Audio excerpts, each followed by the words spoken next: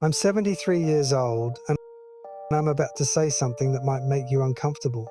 Everything you've been taught about growing older is wrong, completely wrong, and the hardest part to accept. The people who should have warned you, your parents, your teachers, society itself, either didn't know the truth or chose not to tell it. For the first 50 years of my life, I believed the same illusions you probably believe today. I thought I understood how life worked. I had the career, the house, the respect. On paper, I had made it.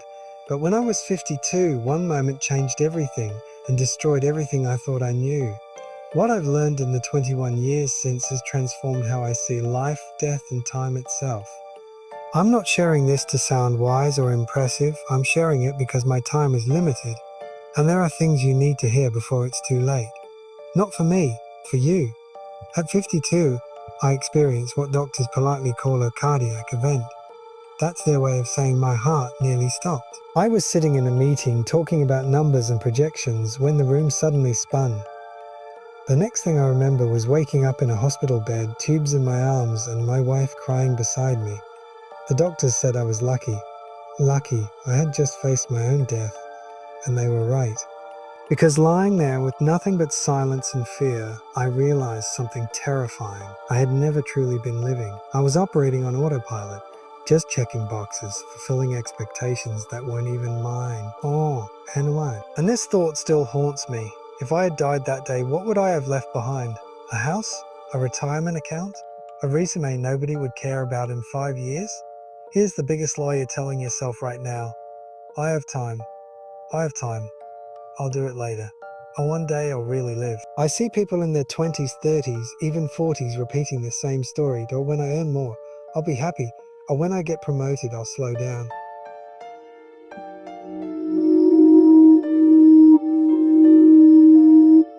Let me save you decades of regret with one truth. That day never arrives, because the finish line keeps moving. You get the promotion, and suddenly it's not enough. You make more money, and suddenly you need more. You spend your life chasing the next thing until one day you're old and wondering where your life disappeared.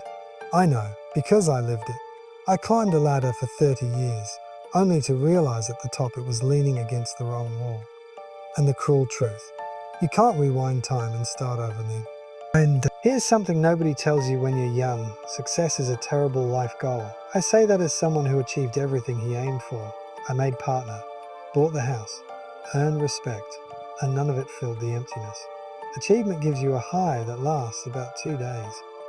Then it fades, and you're right back where you started, needing another goal, another win, more validation. It's an endless wheel. A close friend of mine died at 68. He worked 70 hours a week, built a multi-million-dollar company, never took real vacations. Always said he'd slow down the next year. Next year came as a stroke. At his funeral, his son said something I'll never forget. And my father was successful, but I barely knew him. Is that the legacy you want? Your deepest regrets won't be about failures. They'll be about chances you never took. I don't lose sleep over bad business decisions. I lose sleep over the trip to Japan I postponed. The relationship with my brother I let fade. The book I never wrote. The nights I chose work over my children. These regrets don't fade. They grow louder with time. You think you have endless time with the people you love. You don't. My father died when I was 45. Our relationship was complicated. I kept thinking we'd fix it later, when I was less busy. There was no later.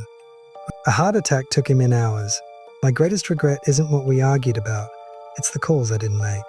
The dinners I skipped. The Sundays I said, I'm too tired. After my heart attack, everything changed. I stepped back from work. I learned to say no to things that didn't matter, and yes to things I had delayed for decades. In these last 21 years, I've learned more about life than in the previous 52. What truly matters is painfully simple. Time with people you love, work that feels meaningful to you. Experiences over possessions, memories over money, presence over pressure. I know how this sounds. When I was younger, I would have dismissed it. Oh, that's nice, but I have responsibilities. And yes, you do. I'm not telling you to abandon your life. I'm telling you not to trade what matters for what doesn't. Ask yourself this honestly. If you died tomorrow, would you be satisfied with how you've lived so far? Not impressed others, not achievements. Satisfied. If the answer is no, what are you waiting for? What's so important that you're willing to gamble your only life on it? I wake up every morning knowing I'm living on borrowed time. We all are, but most people don't realize it yet. I have grandchildren, 3 of them, and I see the same patterns in them that I see everywhere today. Stress, anxiety, endless chasing. They're making the same mistakes I made. I try to warn them, but they can't fully hear it yet. They're inside the storm. That's why I'm sharing this with you. Every day brings you closer to the end. No one likes to admit that, but time is not unlimited. Neither is the time you have with your parents, your partner, your friends. So what will you do? Keep delaying the call, keep postponing the trip, keep promising yourself a later part?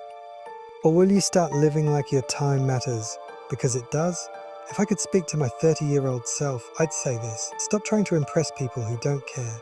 Stop destroying your health for a paycheck. Stop delaying joy. Call your parents more. Take the trips.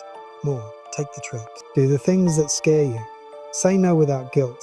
Say yes without waiting. And most importantly, start now. Not next year. Not after this project. Now. Because the perfect time doesn't exist.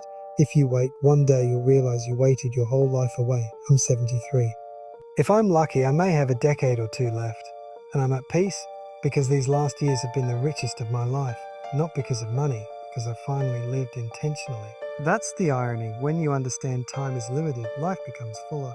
So the choice is yours. Keep waiting or wake up, because the life you're hoping to live later can only begin today. Someday isn't coming, someday is now.